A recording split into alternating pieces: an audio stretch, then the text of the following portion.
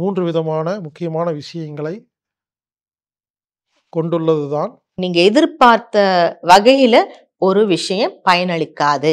ஒருத்தர் செய்யற செயல். இத மாரி நான் எதிர்பார்க்கிறேன்.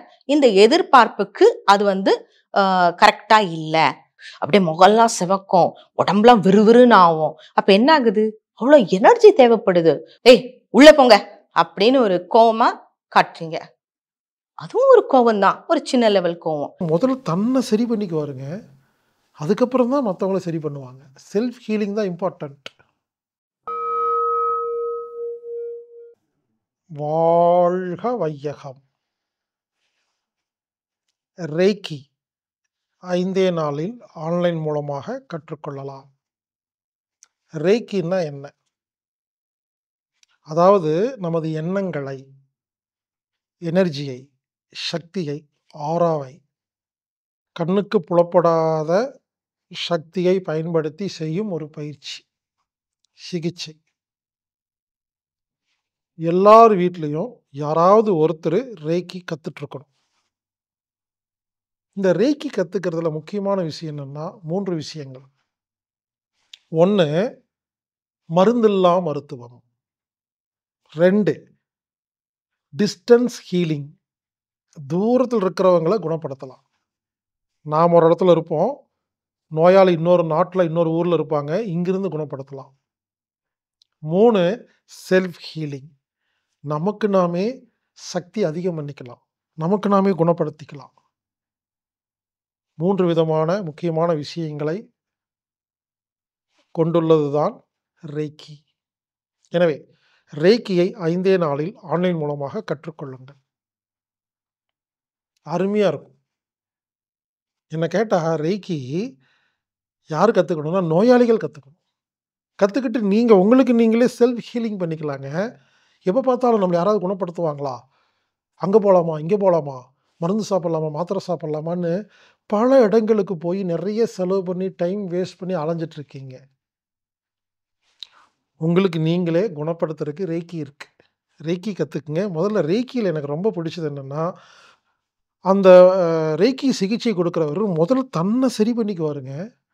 அதுக்கப்புறம் தான் மற்றவங்கள சரி பண்ணுவாங்க. செல்ஃப் ஹீலிங் தான் இம்பார்ட்டன்ட். ரேக்கியில் நமக்கு நாமே குணப்படுத்துகிற செல்ஃப் ஹீலிங் இருக்குது, டிஸ்டன்ஸ் ஹீலிங் இருக்குது, தூர சிகிச்சை இருக்குது, மருந்தில்லா வைத்தியம். அது கண்ணுக்கு தெரியலங்கிறக்காக பலர் நம்பாமல் இருக்கலாமே தவிர, அதை அனுபவித்து பார்த்தா தெரியும். ரேக்கி ஒரு அருமையான கலை. எல்லோரும் கற்றுக்க வேண்டிய ஒரு அத்தியாவசிய கலை ரேக்கி.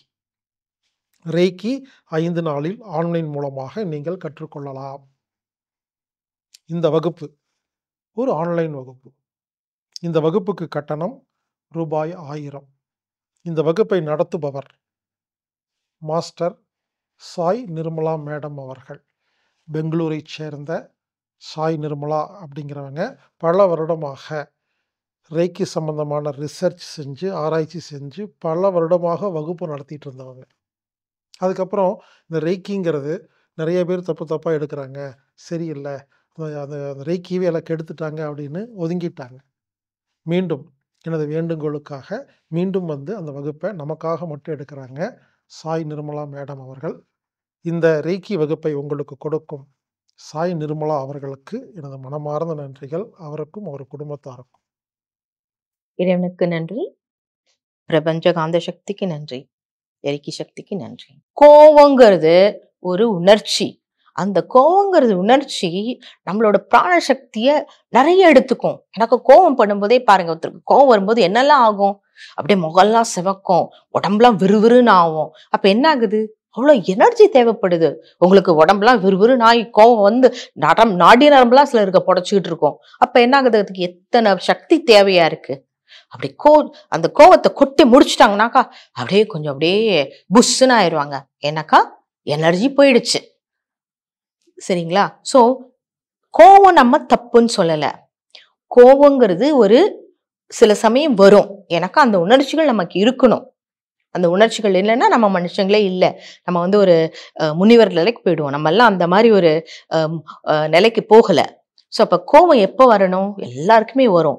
எந்த அளவுக்கு வரணும்? தேவையான அளவுக்கு வரணும். எனக்கு கோபத்தோட நோக்கம் என்ன? நீங்க எதிர்பார்த்த வகையில ஒரு விஷயம் பயனளிக்காது. ஒருத்தர் செய்யற செயல். சில சமயம் சிலர் அவங்களுக்கு மேல எனக்கு மேல என் மேலே எனக்கு கோவம் அப்படிம்பாங்க. ஏன்னாக்கா என்னால இதை பண்ண முடியல.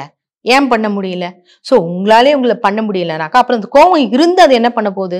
இன்னுமே உங்களை வந்து பாதிக்குது. சோ அது உங்க மேலமோ அடுத்தவங்க மேலேயுமோ கோவம் எப்ப வரணும்?